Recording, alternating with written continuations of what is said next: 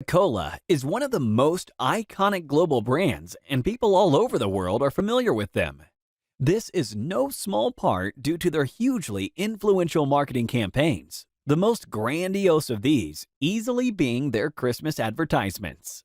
It all started in the 1920s and continues up until this day, for almost 100 years. It isn't surprising that many of us remember at least a few of Coca-Cola's TV spots that aired throughout the years. The famous Coca-Cola truck, the Holidays Are Coming song.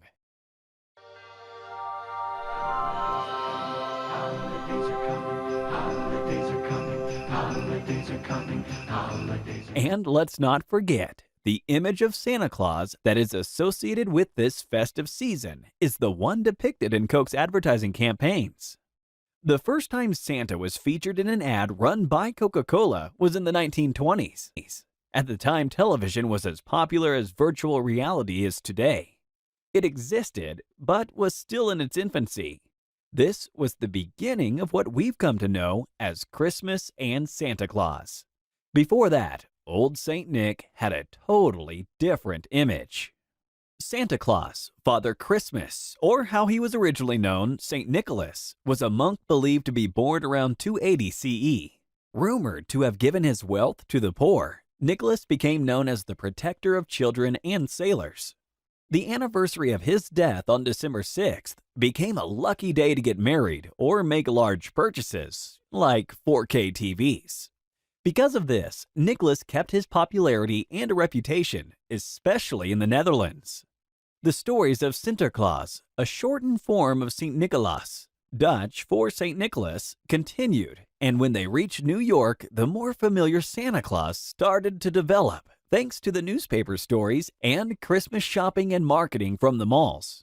But it's not until the 1920s when Coca-Cola decided to use the recently reimagined Santa Claus in their Christmas marketing.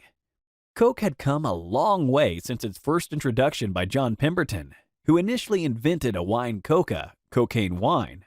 But after Prohibition was passed in Atlanta in 1886, he developed a non-alcoholic version called Coca-Cola.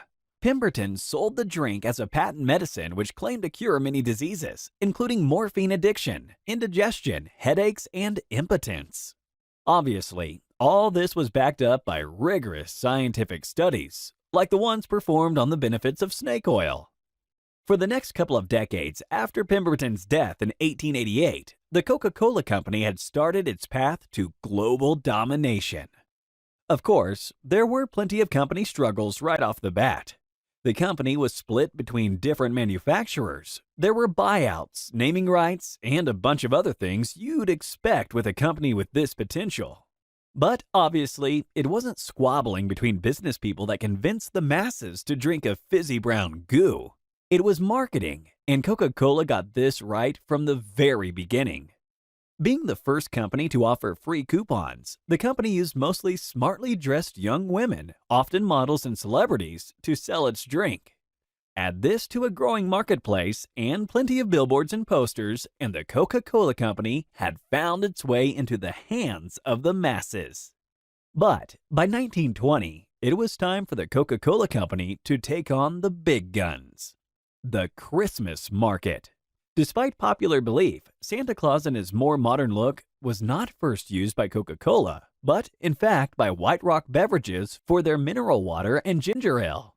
But let's face it, it's not about doing it first, it's about doing it best. And once Coca-Cola had got their hands on the big guy in red, nobody else dared touch him.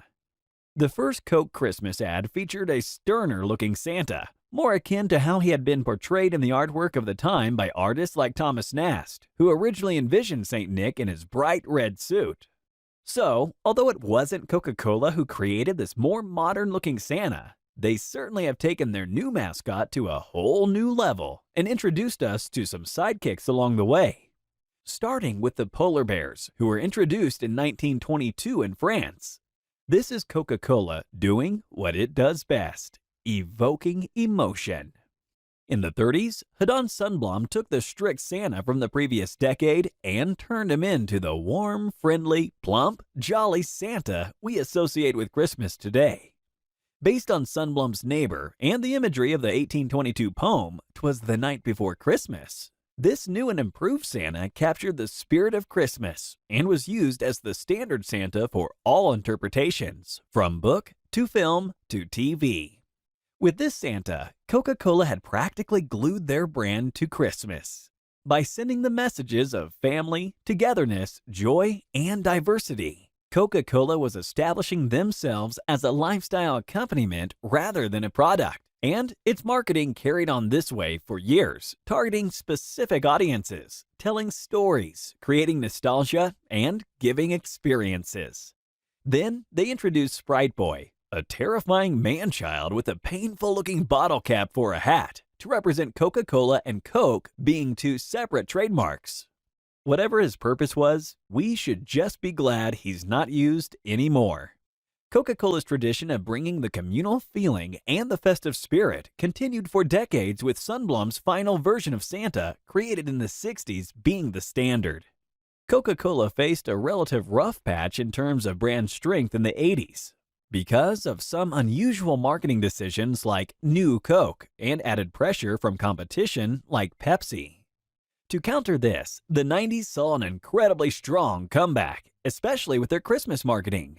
We saw the return of the polar bears, promoting a strong sense of togetherness.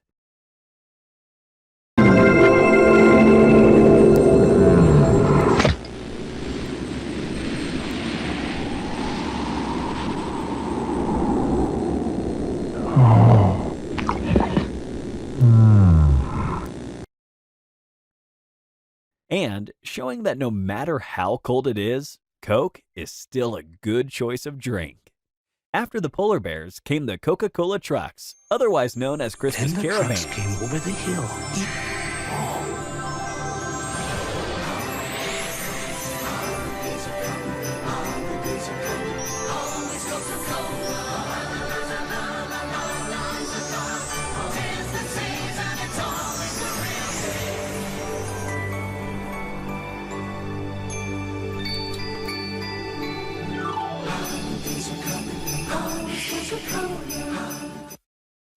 These portrayed a new message, that Christmas doesn't arrive until Coke says it does.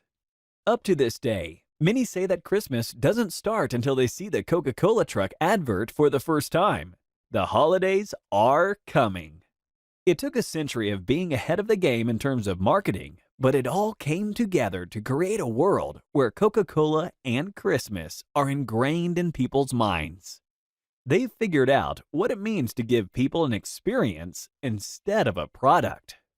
Coca-Cola really is battling on two fronts, the family and community side of Christmas with the polar bears, and the excitement and magic of Christmas with the caravan. Add in some gimmicks like the Bow Bottle and a physical truck tour of the UK, and you can see Coca-Cola's Christmas dominance shows no signs of disappearing anytime soon, even if Pepsi does give it a good go.